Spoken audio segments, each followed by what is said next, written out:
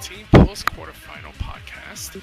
This podcast is to answer questions from the participants of the tournament in regards to TZDL and TZDL proper, whether or not it will be related to the meta, the rules, what happens in fights, or general miscellaneous, which is out of perspective meta. One thing we have a special guest today for this podcast, current co-judge Dollmaker, who we got from 2007. Yo. He used to be a former administrator as well as a former co-host for TZDL back in the past. I have here Decoy, a veteran of TZDL who made his debut in 2007, is the 2009 champion and made it, well, he was in 2011 and 12. And then we have, well, we don't have, and that would be Decoy.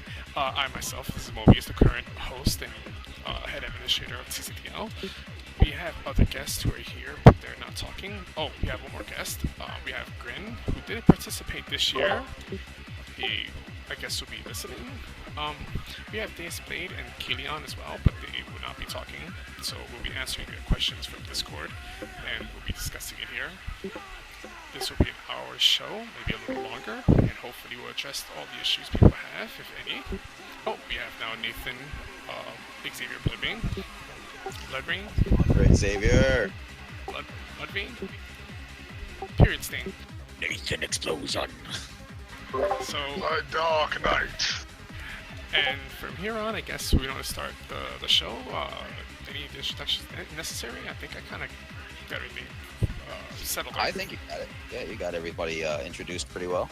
This is a small little show thing we're going to do here. I guess we could start straight to the questions. Decoy, you have your compiled list from the past weeks. So Mobius put a task to the chat to design any question they wanted to ask about TZDL, rulings, fights, pretty much any question that they might have in general as to the goings-on in the tournament. Due to that, we have compiled a list of questions, as he stated, and I've got them pretty much all ready. If you want to hear them. Anytime. I would like you to, like, when you form the question, make sure you tell us who the question was from. You know, like the whole, like, you know, we have like user mail, hate mail, and then we could, like, you know, we can mock them. I got you, bro. All right. So first, we're gonna go straight to Pollen. Pollen, currently a TZDL competitor in this year's tournament. I have the pleasure of being locked up with her in the quarterfinals. She asks, as her first question, Mobius, has there ever been a situation where two fighters killed each other at the same time? If this did occur, how would you judge it? We never. Oh shit, that's awful. I remember. We never had a situation like that, though. I'm sure we did. No. Seth Mavis came with a character named Trez that had something like that.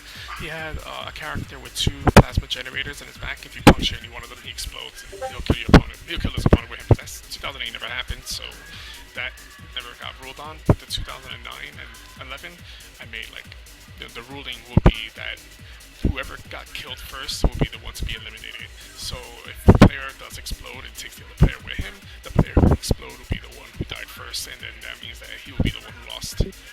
This is to prevent, you know, both players from being double eliminated. Doesn't make any fucking sense to me. How about you, Decoy? You have any input on that, or that's? I mean, I like the way the ruling is set up because eventually, no matter what, if there is a situation where, you know, both players are pretty much gonna die, the person that dies first should be the person that lost. Period. It should just come down to that, because that last little breath you can hold off against your opponent, even in a judged competitive atmosphere, is just that one extra moment where you get a chance to win. So I got no problems with it. Also, it's rather cheap to do that too, because it's like you can literally just make a character whose sole purpose is to just basically kamikaze you, and then they pass for really just die. Or they don't even pass it all. They just they deny to their opponent. Yeah, they deny their opponent's advance. And just encourages you to basically just fuck over somebody. If I'm gonna die, no one wins. Yeah, I mean, for that, just make it a character that his sole purpose of power is to blow up and he doesn't get hurt by it. Yeah, because he dies too, but he killed you first. What's the next question? Yep. So, the next question. Let's see here. I apologize. So this next question is from Pollen as well. She goes, "You've mentioned there being a meta for this TZDL, and I imagine there has been in the past as well. Do you consider this a good thing? Are rules restrictions affected by meta builds in previous tournaments?" Yes, that's an absolute must. That's well, not absolute must. That's been one of the problems I think we ran into in 2011 and 12 is that particular types of builds I felt were a little too dominant because then there was a lot of diversity with like power sets, for example, like dimension manipulation, for example, was always kind of a banned power, and I kind of agreed with it that no one came up with it. Even Thought said it that in a way we could just regulate how it functions, where it would not be super duper cheat mode. And of course, dimension manipulation, no matter what you do, is going to be super duper cheat mode. But we've allowed other power sets for 2017 to be allowed, which kind of bypassed the old guard of like the BNR. So around meta builds are usually built around the rules and around exploiting knowledge of the game. When a tournament has restrictions, people build around the second best thing. They don't build around the restricted thing. The banned part or the banned body is then put to the side for the next best thing, and then people will build for like that optimized thing. For this year, I would say the meta right now has been about anti-speed and speed in general. Melon came in with like a ridiculous speed thing after he made like a big argument about it on the forums of talking about how like this power tier is too fast.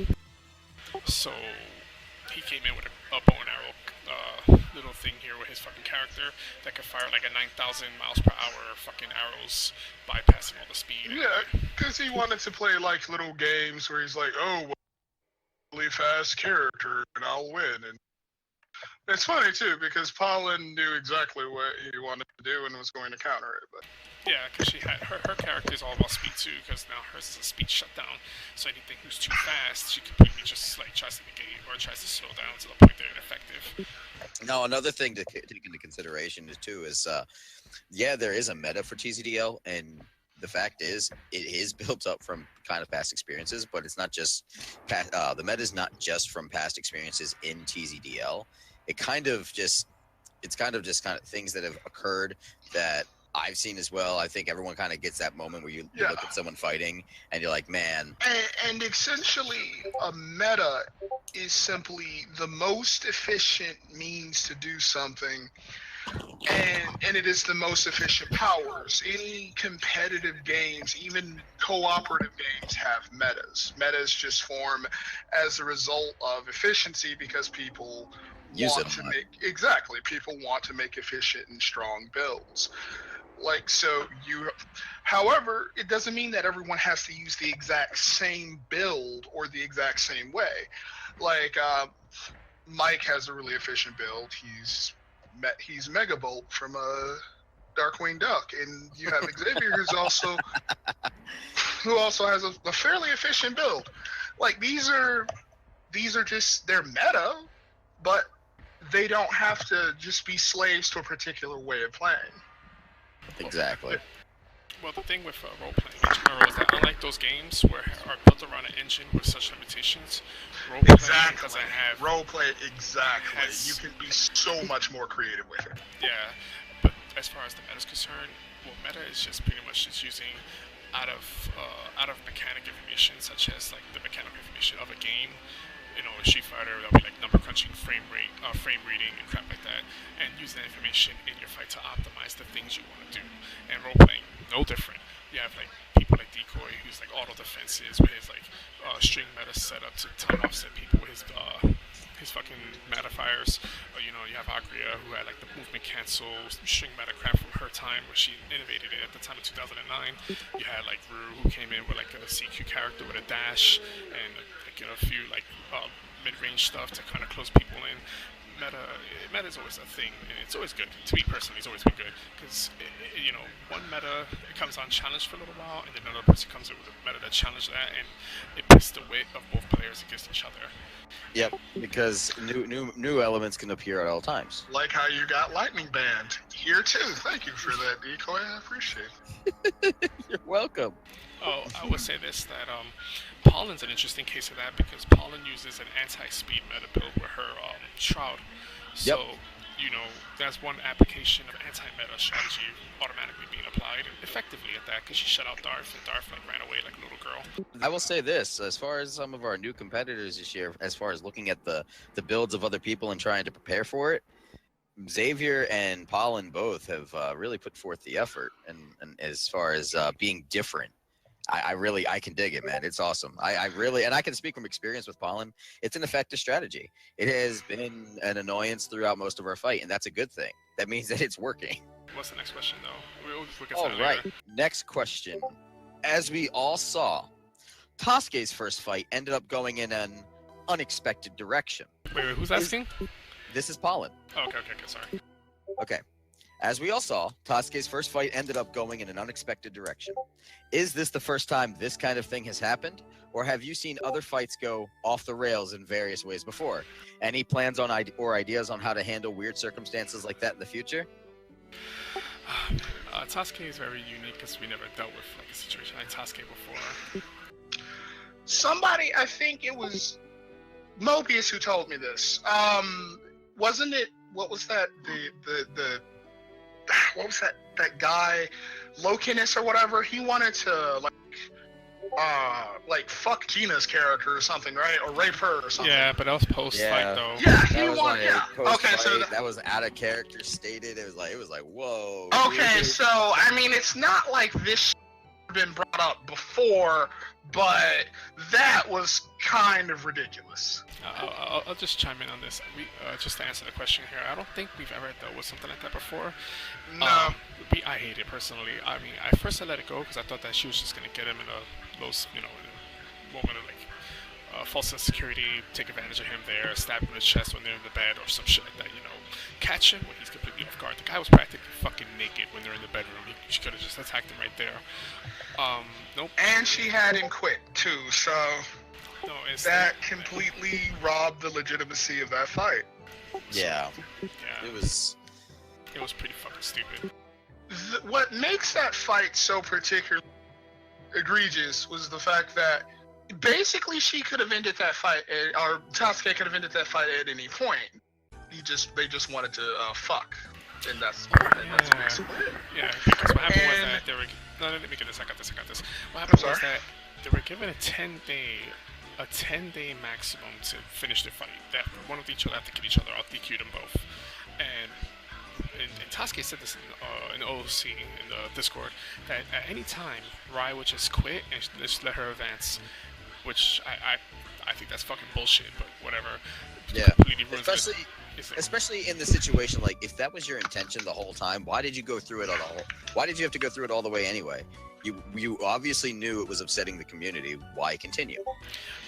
Also, thank you. Keileon saw it too. Yeah, because that's exactly it. I think all of y'all saw it. I repeatedly told Taske to fade to black. I was as nice as fucking possible because I haven't judged in a long time and I don't want to be an asshole.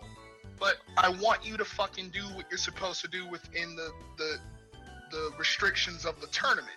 Repeatedly, I told Taske to fade to fucking black.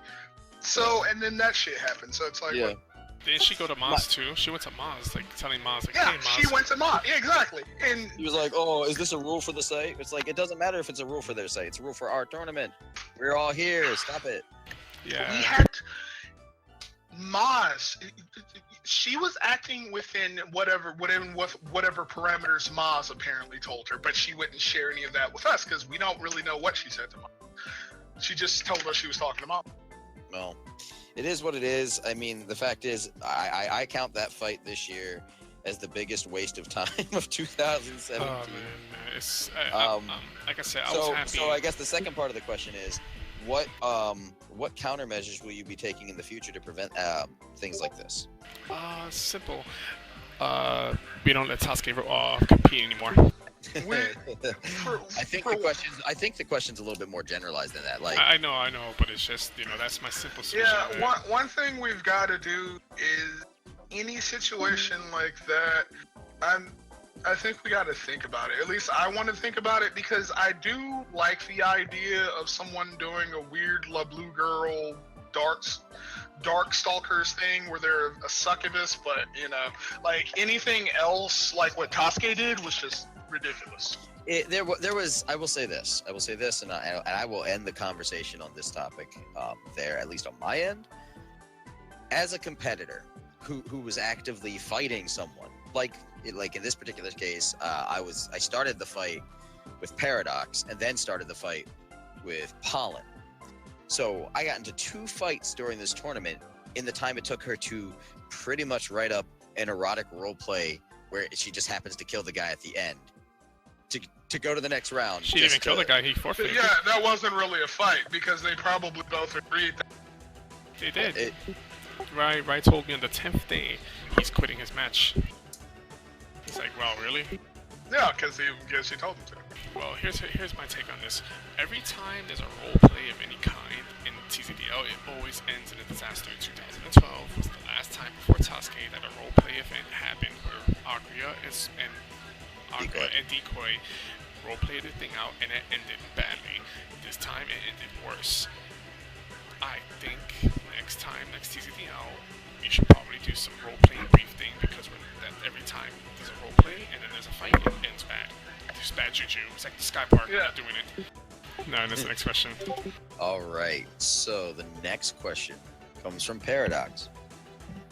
Paradox asks, what strategy impressed or surprised the judges most out of some of the new strategies seen this year?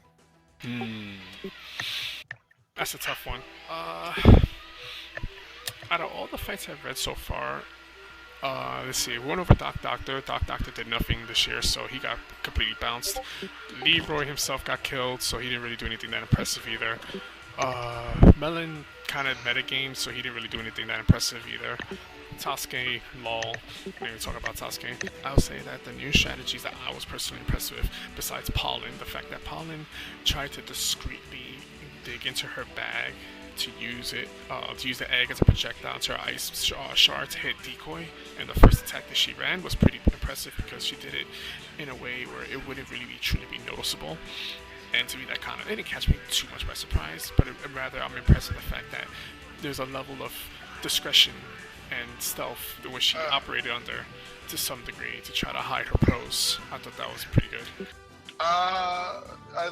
Even though they lost to the 5th apocalypse there, I dug how Wayward sort of dodged, I think, the ground splitting open. Oh, you mean the spikes? Yeah, the spikes. I like that initial dodge. That was actually a way of understanding tells. Another is that I was impressed by Pollen's overall strategy. Like, in general, like I like how she approached how she sort of looked at the meta of the tournament and then sort of understood it and tried to figure out a way to participate on this level, even though she doesn't apparently fight on this level of play. So I was particularly impressed by that. By admission, she states that, but she's doing pretty good. I say anti-meta. It's like her build's like an anti-meta build. That's why.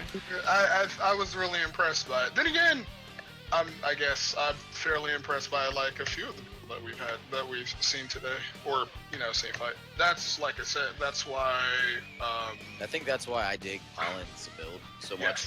And like I said again, coming from the perspective. Dude, her build is like completely like you can't see stealth. what I can do. Yeah, you don't see what I can do. It's an excellent build, and Wayward impressed me this year. Wayward had like some pretty good stuff going, but like their builds were really impressive. Like I kind of expected a little more from Leroy's build because he was extremely tanky. So I imagined that trying to attack him physically would have been pretty impossible, honestly. But I didn't difficult. really. Yeah, not impossible, obviously, but like really difficult. Here's a player that I think I'm not mentioning here, and I forgot him. Junction. Junction is a rags to riches if I ever saw it. Yeah, he went from almost getting killed by Melon to actually doing good against Keileon. That one attack he did where he summoned like a bunch of plasma ball spheres or whatever with the chronotons infusing, where he hit Memory and completely took Memory right out of the fight. I think that was, like, my opinion, one of the best moves I've seen, because he went from he plays defensively, and so when, like, Keileon kind of failed her rush to rush him, not to take into account that she can't use lightning speed, otherwise it'd be a teleport. Um, You love that, don't you? no, it's impressive though, because not only did he hit Memory with it, he's hitting her with the Chronoton effect, and her character used the Cornflake Dragon form to kind of like become an AoE, which the Chronotons actually attack. So it worked perfectly for him. Even by that's what I call it. I call it Cornflake Dragon. I'm like Conflux, whatever the fuck I pronounce that shit. Burning Sky Conflux. Yeah, or Cornflake Dragon. So it's Anime. just it's funny because his Chronotons affect wide area effects, but she becomes a wide area effects in the second turn, so he accidentally actually hit her with 2 effects, and it was just, I thought that was really fucking cool. I would like to comment on that. I thought Keileon's use of making their NPC an attack, like, again, that's like that shit I did in the fucking. I'm like, like some of the people outside of these, like some of the people I've come across in this tournament, like goddamn, they have some interesting fucking abilities and shit. Like, that's not really a lot of stuff I'd see in other places. I expected Keileon to kind of perform the way she did against Junction. You know, she has a really good solid attack strategy. So what I really like about the character is that it has an NPC build where the NPC is primarily on the field and the main character is acting as support. So because of that, you end up in situations where a lot of times people will underestimate and be like, who's the actual character here? Yeah, but the unfortunate part is that's not how she played up to the character. What happened was that Mirroring became like a complete crutch for Keileon, which is why she got shut out by Junction when he like completely took the dragon out. And now they're playing cat and mouse, and from there on, I haven't updated myself on the fight yet, but that's pretty much what the fight's become now, because. Well, I don't want to say much more because they're in the middle of the fight right now. Yeah, it's kind of hard to comment too much because on people who were like directly in the combat. But. All right, so what's the next question now? The next question is also from Pollen Paradox. What advice would you have given to defeated competitors if you could have advised them on how to win their matches? Oh man. Oh shit, here we go. Oh my fucking god, I got one. Pay attention to your fucking profile sheet. I was about to say, I got one too. Love your character. Your profile sheet. No. Your profile sheet is incredibly important because I will rule against you if you do not have it on your profile sheet. And that goes for everybody. Thank you for the heads up there, Mr. Decoy. Here's some advice that I'd give, and I think I've told Mobius this. When you are descriptive with your application, and I understand that a lot of people don't like being really descriptive with their applications because they feel that it locks them into a box or a particular position of what you can do. That's not necessarily the case, because what we ask for are some details, but not like everything you can possibly do. Like if you manipulate electricity, we'll ask you for some details about that ability, but you'll still have the flexibility of electricity manipulation, like Eel Man here. You need to give yourself a baseline or an equivalency of what your powers of your powers.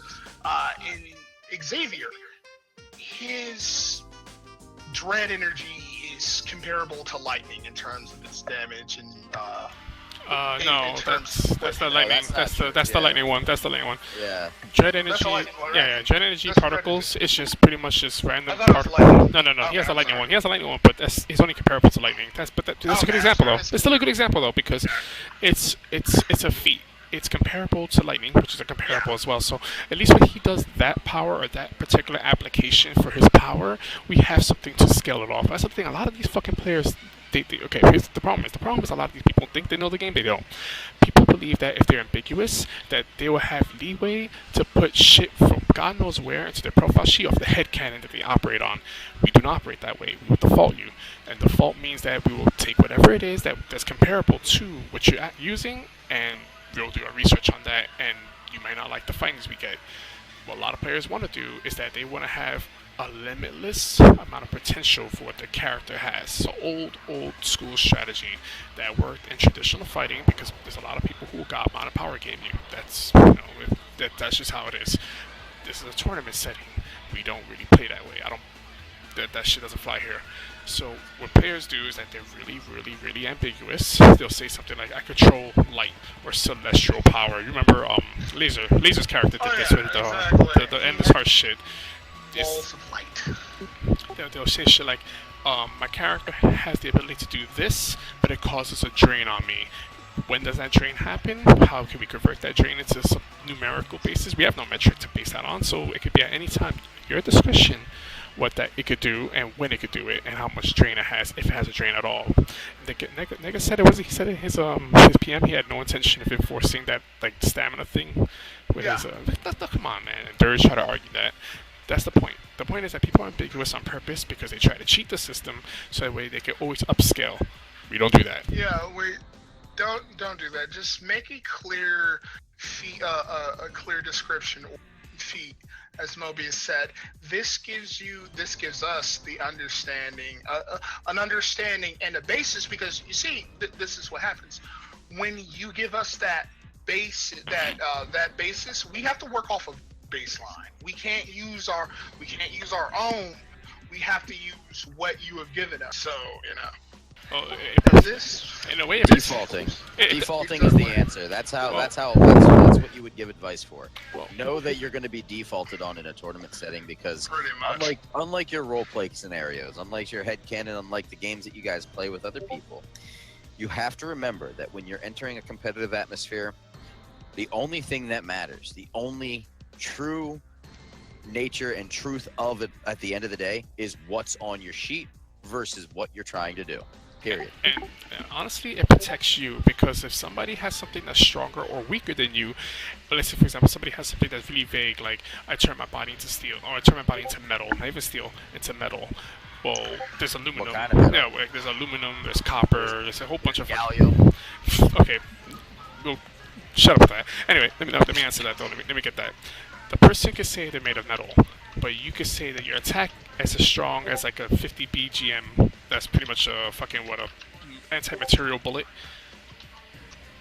In a traditional sense, he'll say his body is metal, he'll come up with any fucking metal to counter that. He'll go on like Wikipedia, type in what's stronger than a 50 BGM, what's better than anti-tank military weaponry, or some shit like that. Yep. In the tournament setting, we protect you. So when you say, your property does this, and the person doesn't say what their property is, we will rule in your favor because you at least gave us something to work with. The other person didn't. This protects you from people god modding and power gaming you.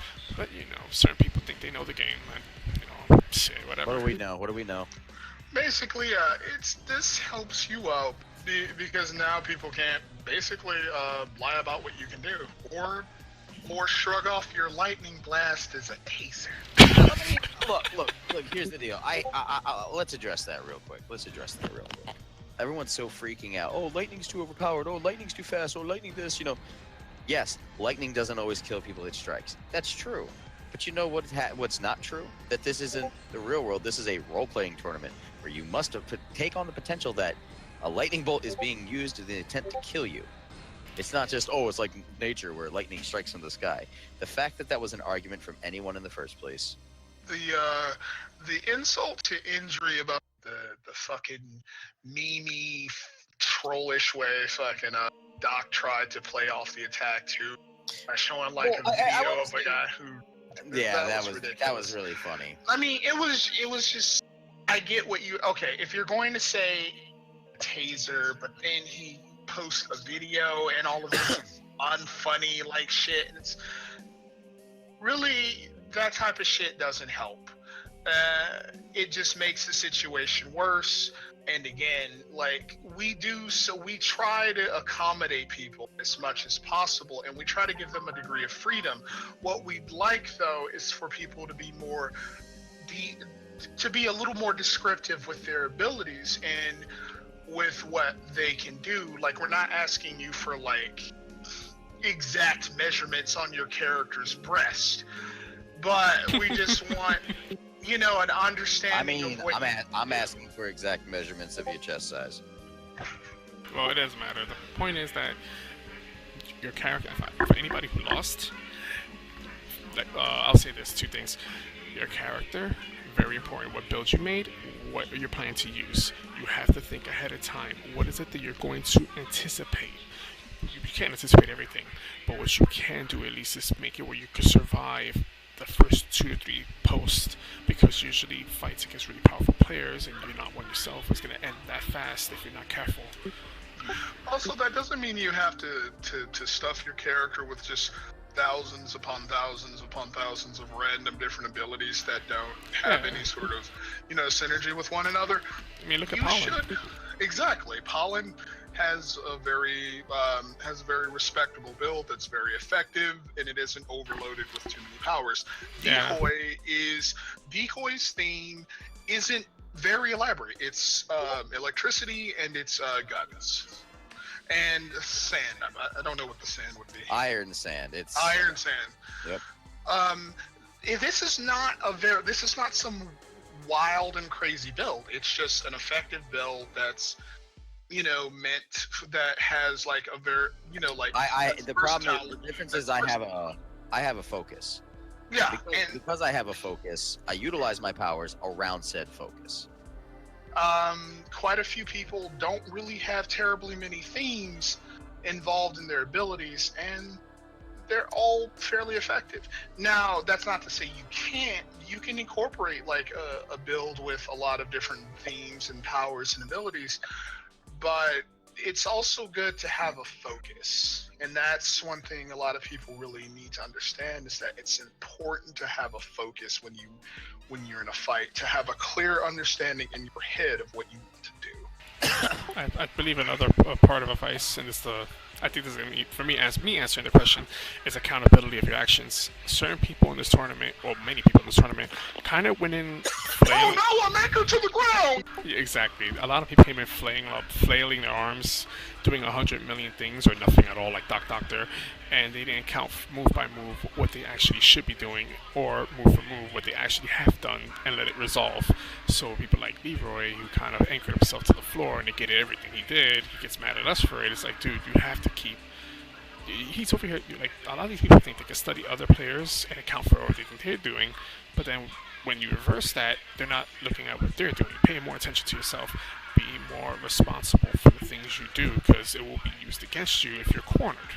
Don't make combos. Like, don't try and do like 4 different things in one turn. If you're gonna shoot somebody, if you want to shoot somebody and then set up for another attack, do that. But don't try to do like 5 different things, because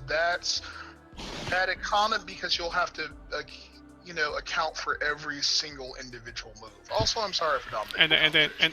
No problem. But there's also commitment, and there's a wiki on that too. Commitment pretty much means that the more whole of a move, in other words, the more move that requires inertia, the more committed you are to an action. That's usually how people get intercepted. So I don't know. People need to kind of minimize, if you're going to do something like that, you need to kind of minimize the amount of actions you take per turn. Otherwise, the more time you take, the more time in between person's actions, you're going to get intercepted. It's just bad play, dude. Okay. This question comes from Keileon. Uh-oh. The question is, Mobius, are we going to see TZDL again at some point? The TZT. I would love to do teams. That would probably be one of the funnest things to do, but as we've seen with 30 people and like only 15 of them actually stood, but the other half of them kind of left, it's hard to get a good teams game started. Here's what I think would be interesting. In the RP, maybe we can have like some sort of like mini sort of like team team tourneys, basically, like little small ones, just to see how that would work, and it would also kind of expand the RP. I don't disagree with that at all. It's just that, because remember we had 30, and out of 30, then we got 15, because like the other half rage quit for whatever reason. So it's kind of like, teams of 3 or 2. It's like, but I mean, I would love to do it though. That's like that could be a thing, but not on the table right now. We'll do that pretty much. That's why I said we could probably incorporate it in RP, because that might actually because the RP would be, we could accommodate for that, and it can be something that you could, like option into if you want. So what's the next question? Yeah. The next question from Keileon is: after the tournament is over, Mobius, will you make the judge channel public so we can see the memes and the thought processes? Nope. I was thinking about that. It was something me and Dollmaker and the other judges spoke about, but then we realized that the shit that we were saying and the shit that's said in there will hurt a lot of people's feelings. You saw what happened to the YGG in that group. Let me see. Let's see. Well, there'll be some hurt feelings in that process. Holy shit. Okay, in terms of mean shit that was said, most of it really was just aimed at what is it, Elix fan fiction. And it's like, Elix, he likes to be a hero from Final Fantasy, and then he has like magical like powers from the Suikoden, and then he has like a mech from Xenogears and all this other crazy retarded shit. So, I think it's more or less because I have zero patience when people do stupid things. And, that's very true. Never mind. And when people do like a dumb move or a dumb play, I'm like, why did he do this? What the fuck is wrong with this guy? He's retarded. I've said this a lot, but a lot of players who do stupid things, I'm like, what the fuck is wrong with this guy? Yo, this guy's straight up fucking stupid. I will say that straight up. And the reason why I don't say it to you is because I'm trying to host a tournament where I'm trying to host a tournament where you don't get mad at me. So if I say some shit like that, you're fucking retarded, you should have done this. Well, first of all, now I'm giving you alternative advice, and secondly, I'm pissing you off, so I kind of don't want to do that. I'll say to you after the tournament how stupid you are, but not right now, no. And I figured that if I make that public, you're going to see a lot of me criticizing a lot of players. Decoy, I've criticized Keileon, I criticized Junction. Like, there's no whole bars. We've gotten into really nasty. Yeah, there's some. I'd rather just keep it the way it is. Also, I would like to say something. Also, people who give, it's funny, and I'm gonna do this for you, Mo. A lot of the people who give Mobius shit really shouldn't, because he's actually the one who bets for a lot of people who shit on him. Yep. Yeah, Leroy is an ungrateful fuck because I'm the reason why he's still alive in the first place. Yeah, pretty much. Mobius is the one who's actually the one who goes to bat for a lot of retarded shit. The other judges are just like, you fucked up. But Mobius does actually does try to be as fair as humanly fucking possible. And there you go. So that's all I'm saying about that. Well, yeah, because I see it like, the character profile sheet, somebody's durable, they can survive certain things. I'm like, well, could he survive that? I mean, that's it. But it gets back and forth, because remember that you guys were thinking about max damage for Gonad, and then I read Keileon's thing, and I'm like, oh shit, lightning bolt, 1 billion gigabyte thingamajig. I'm like, oh fuck. I looked that shit like the second I that shit up, because I was like, hell no, he doesn't fucking get off with it. It's like a taser. Like, fuck off. I think it was was it million or billion? I think it's rated in the billions, so that's 1 gigas. It's in the billions. Yeah, 1 gigas is 1 gigas. Mobius, of all the times to host a TZDL, why did you choose this year specifically? And on top of that, why did you choose to host it on a different site than usual? First answer is easy. 10-year anniversary. TZDL originally was hosted in 2007. It was me and Dollmaker. We got like people from our PG chat. I got people that I knew who become Vertex later on, and we just did it there. And then this year, the reason why we went to the other places is because I don't want my talent, my assets, my good players to kind of just get comfortable playing the certain way that they do. I wanted them to fight against other talent from other places and not just in our own board. I want to be like less contention and less dispute over the skill. And besides, I was going for the the $1,000 grand prize. So at the same time, I wanted to make it more universal and more universally acceptable because I kind of wanted to branch TZDL. I got kind of tired of it being like the YGG, their own little place in Machusuka, or like Final Fantasy Lounge or some shit like that. I don't play that way. I've always been roguing around, going about, and I kind of want to touch everybody from the old days in RPG chat, Anime League, Alpha, and so on. So for me to branch out requires me and my assets to kind of get better at what they do by fighting different people all over the place. Yeah, like we got like Pollen, we got like Xavier, Blood Rain, Paradox. Well, Paradox has always been with us. Paradox is like what, 3-season player? Come on. And Keileon's Junction. Oh no, Junction's this is his first time, yeah. Yep. Wayward. We got Wayward in here. Exactly. Deus Blade.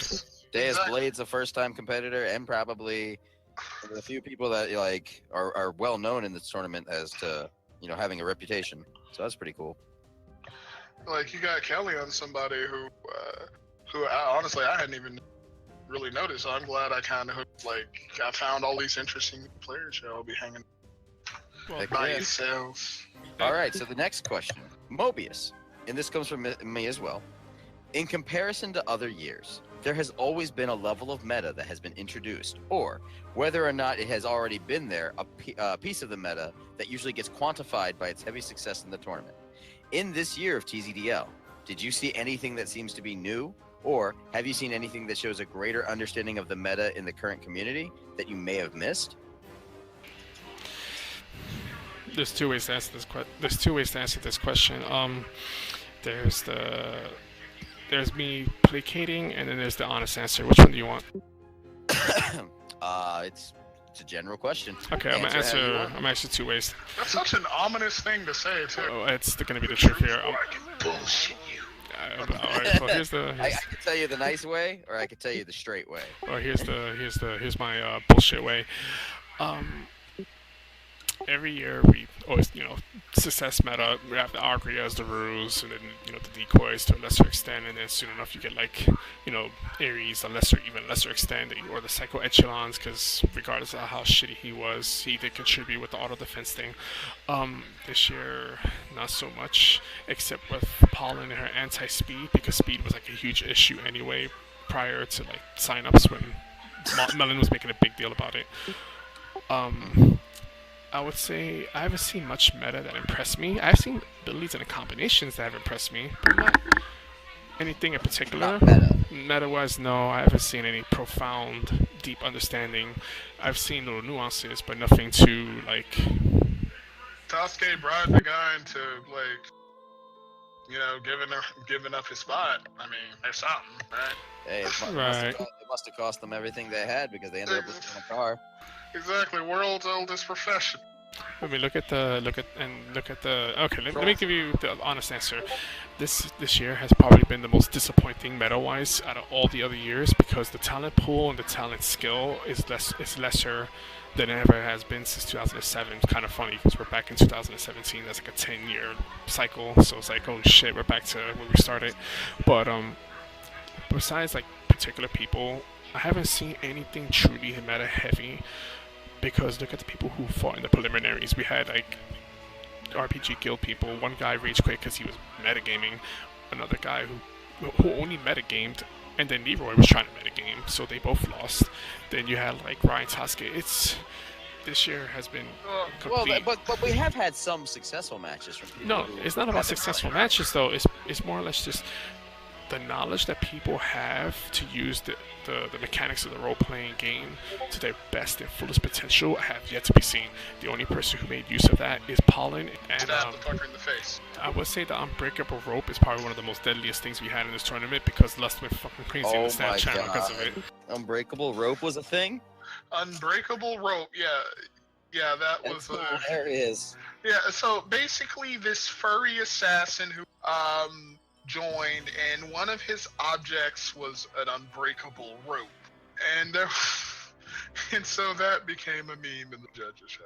Yeah, because Lutz flipped the shit about that unbreakable rope, and he made a big deal about it, saying it's like an S2, and I'm looking at this like, what the fuck are you talking about? So I guess his reasoning was that it was something that couldn't be destroyed, and if it was something to be destroyed, then it might be too strong for this level.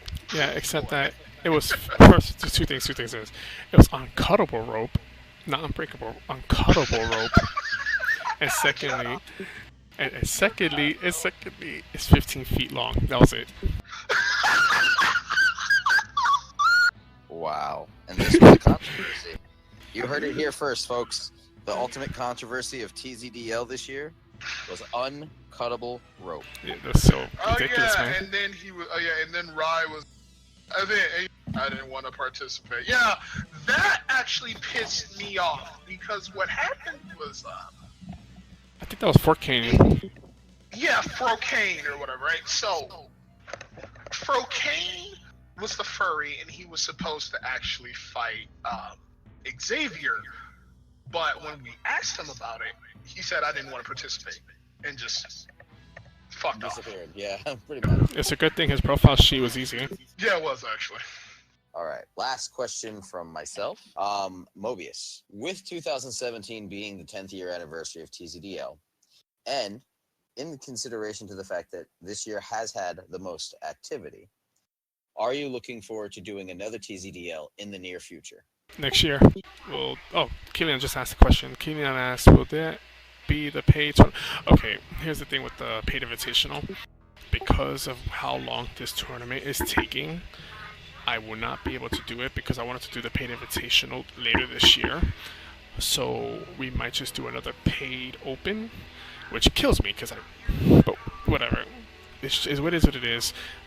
The paid invitational is a lot of money. That's like $4,000. I'm gonna jet up with you. That's gonna be $4,000 because I have to pay each and individual player for their match.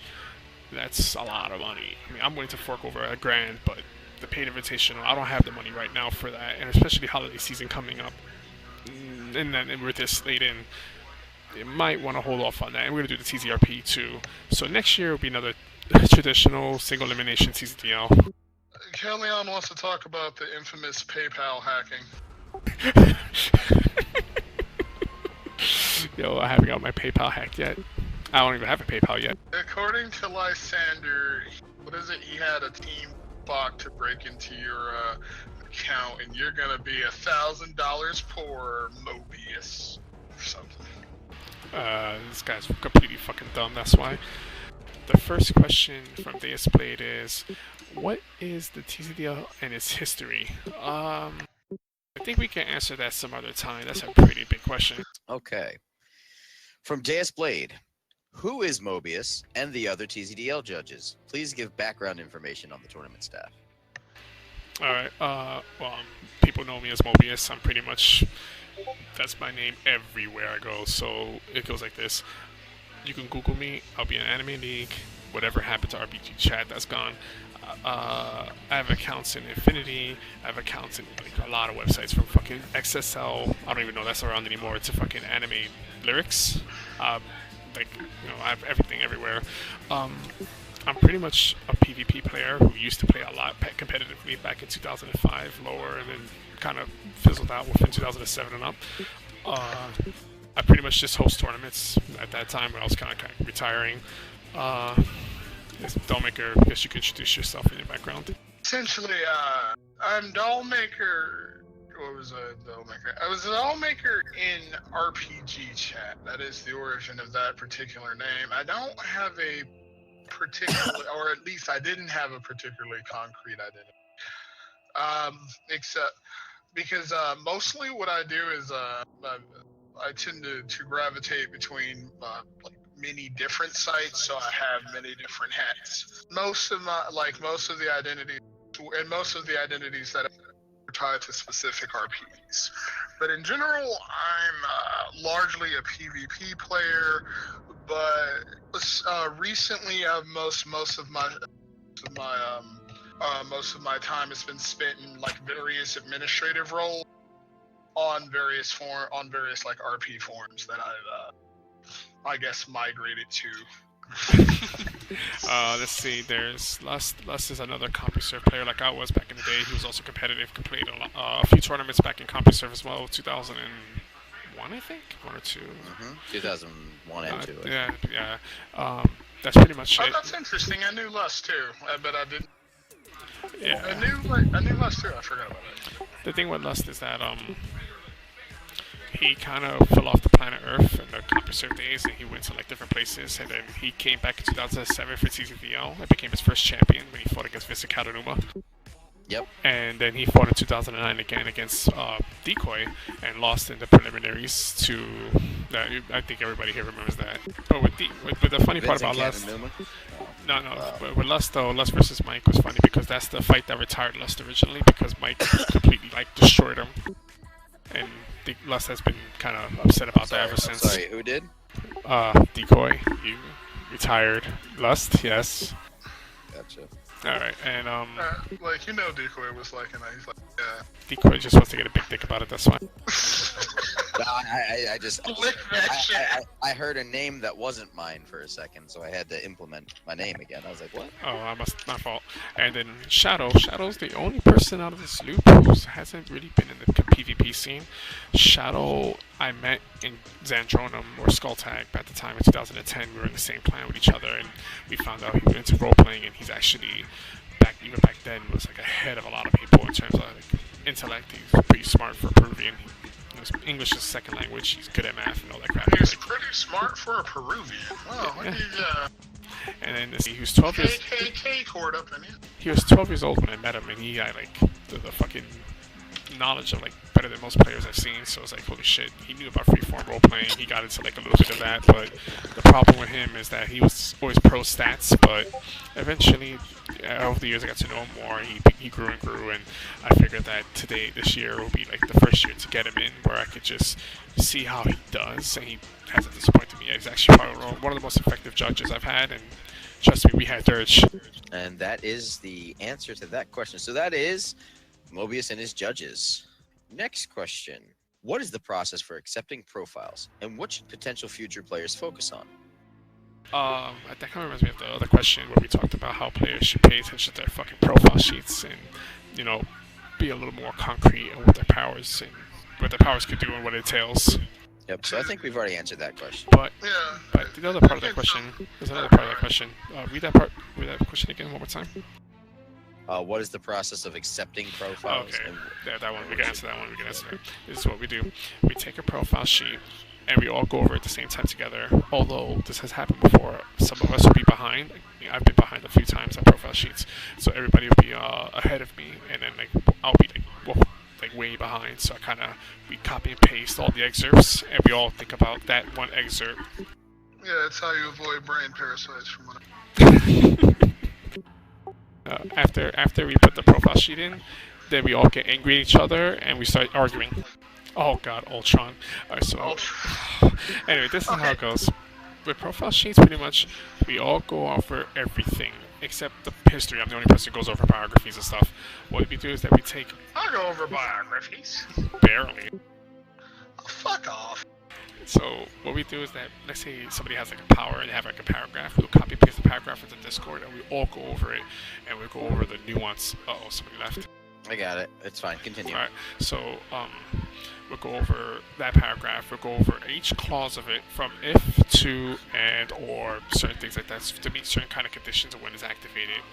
Its ignition effect, what conditions is required for it to be activated, at what time is it activated, because time means everything with that. It's pretty much like Yu-Gi-Oh! At this fucking point. Shadow is really good at interpreting that, and Dollmaker's really good at seeing some bullshit that Alacro was pulling in. I mean, each of the judges has the judges each have a fairly distinctive, I guess, not measurement, but Talent and thing they look for, and that actually helps us all kind of and so when we all combat each other, we come to a pretty good conclusion and resolution about each other's sheet. I don't think, because ultimately the process is surprisingly fairly quick. I don't disagree with that. To answer the question, after we compile all our findings, because usually one of us does it, we'll compile everything, and then I'll be the one to send off the PM with the inquiries, and that'll be the ultimate grading that you get, because, I think the YGG kind of missed this. We'll say things about the profile sheet, but it's not what we say, it's what we send you. That's usually the finale of what we want from you. Because sometimes we'll say something about it, and then later on we'll retract because somebody will either support it with something else that's for it or against it. So as evidence appears, we kind of go based on that. So nothing's set in stone until we send you that PM. That's usually when we compile our findings. What's the next question? So, next question, and I believe this is the funniest question. Oh. Mobius. What's up with all these memes this year? That never get old. Basically, it's just people like Leroy, for example, who flipped off the handle and then blamed people for his loss because he's retarded.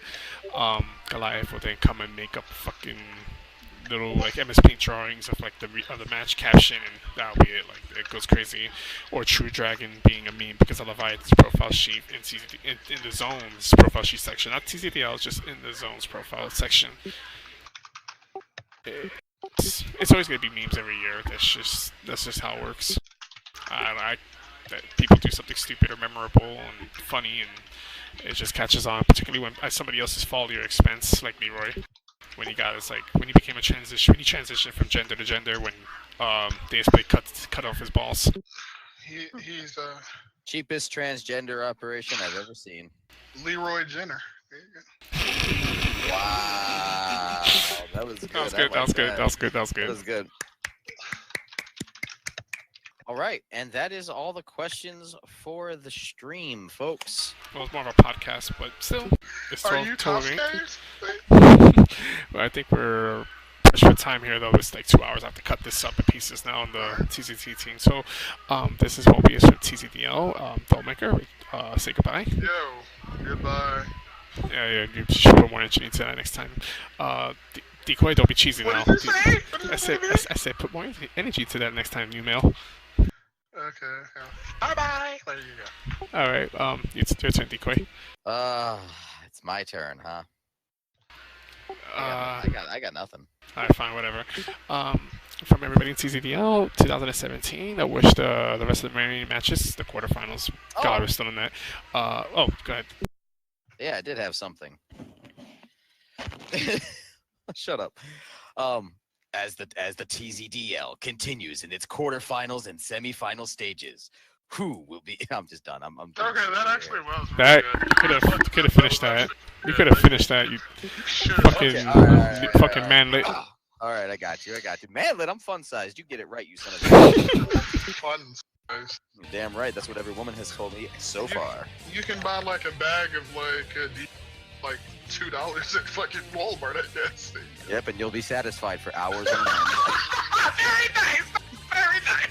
All right. Here we go. As the TZDL continues forth in its quarterfinal and semifinal rounds, who will be seeing each other in the finals? Will Keileon manage to get over Junction, or will Junction's new entry manage to cause Keileon to literally spasm all over the keyboard? Will Deus Blade find a way to come over Xavier, and will Xavier ever learn how not to rock? And finally, will we get a conclusion to this long-ass fight between Pollen and Decoy? Find out all these answers and more at the next exciting installment of TZDL. Because I want to start my squad. Holy shit.